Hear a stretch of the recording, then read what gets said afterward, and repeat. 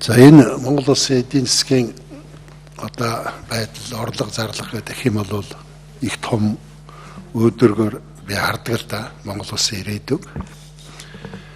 Тэгээд одоо 26 жилийн түүхэнд өнөөдөр одоо бид нэр ингээд 2 тэрбум доллар хэлний орлого олдог нэг юм л эдийн засгийг бид нэр бий болгосон байгаа. Тэгэхээр цаашдаа бол бид их томоор харах хэрэгтэй. Одоо саянд төсвийн төсөөлөлөөр 17, 18, 19 гээд ингээд үсгээр маш их тийм готрог төлөвлөсөн байна. 6 их 80, 7 их 80. Энийг бол эрс нэмэгдүүлэх боломж бол байгаа. Хүн болгонд бол байгаа. За Бацаандан гишүүн хэлж байгаа тодорхой саналуудыг хэлж байгаа. Надад ч гэсэн байна. Даваасран гишүүн Хүрлбаатар дарагт байгаа. Тэгэхээр 17 оны төсвийг хэлцэхдээ энийг сайн ярих хэрэгтэй гэж ингэж би бодож байгаа. Маш их боломжууд байна. Нэг ийм юм олон эндээ зохицуулж одоо зарлага гаргана гэж суух юм бол бид нэр өгч хийж чадах. Маш их томоор харах хэрэгтэй. Өнөөдөр одоо эдийн засгийн өндөрлөлттэй байдалтай одоо ингэ ноцолтоод авах биш. Урт хугацаанд урт хугацаанд Монгол Улсын хөгжлийн асуудлыг их сайн зөв төлөвлөж ингэж гаргаж ирэх хэрэгтэй гэж ингэж бодож байгаа маа. Энэ улсын төсвийн хөрөнгөөр 2016 онд санхүүжүүлэх объектуудаас одоо хасах гэдэг ингээд 70 объект байна, 74 объект байна. За бууруулах гэдэг одоо бас их олон объектууд байна. Тэгээ би бол бодохдоо дахиад хасах, дахиад царцаах нэгэнт одоо ингээд ихэлцсэн объектуудыг одоо худалдах юм уу? Ийм ажлуудыг сайн зохион байгуул төсвөө эргэлжүүлэх юм шаардлага байна. Ялангуяа зарлага талын шинжилгээг сайн хийж өгөх хэрэгтэй. Би бол бодохдоо одоо энэ 2020 он хүртэл ер нь байшин барьдаг юмыг байхгүй болгоул яасан юм бэ? Монгол улсад одоо байшин бол дутаагүй. Байшин бол хангалттай байна. Тэгэхээр одоо байж байгаа байшингуудаа үнэхээр байшин хэрэгтэй юм бол тэр аж ахуйн нэгжүүдээс худалдаж чавбал яа.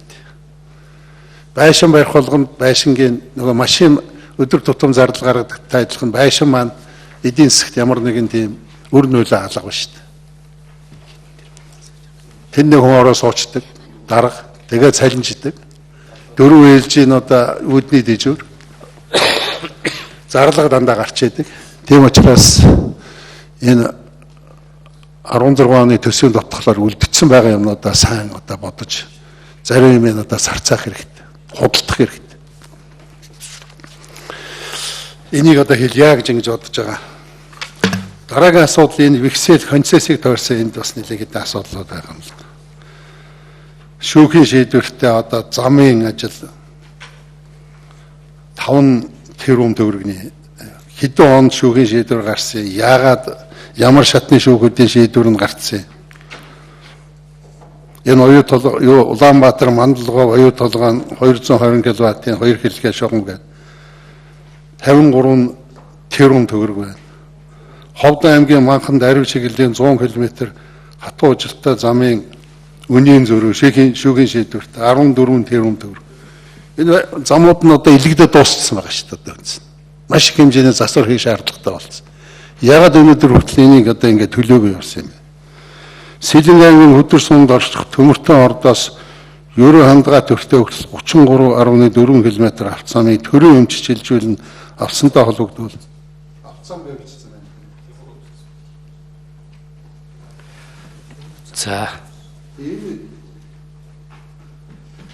За цойлсрын гишүүн хариулъя.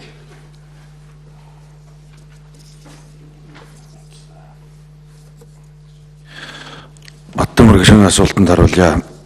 Таны яриад байгаа концесс векселийн гэрэн байгуулагдаад шүүхийн шийдвэрэнд гараад векселүүд бичигдэд нөгөө компаниудад олгогдсон юм байна. Одоо бид нар зүгээр төсөв тодглоор суулгаж баталгаажуулах юм алхам хийж байгаа. Энэ урдлын засгийн газрын үед болсон ажил байна.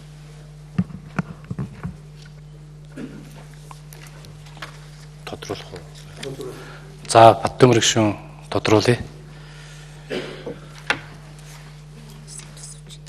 Энийг заавал төсвийн тодтолдоор тодруулах хэрэгтэй юм. өнөөдөр хүндрэлтэй байгаа яг энэ үед бол одоо цаг үе мөн үү? Нэгдүгээр. Хоёрдугаарт энэ бэхсэл концессийн дээр одоо дотнолын дээр төсөх төртгөний юу юм?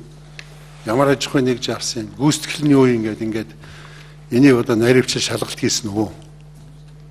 Энийг хийх шаардлагатай гэж ингэж үзэж байгаа.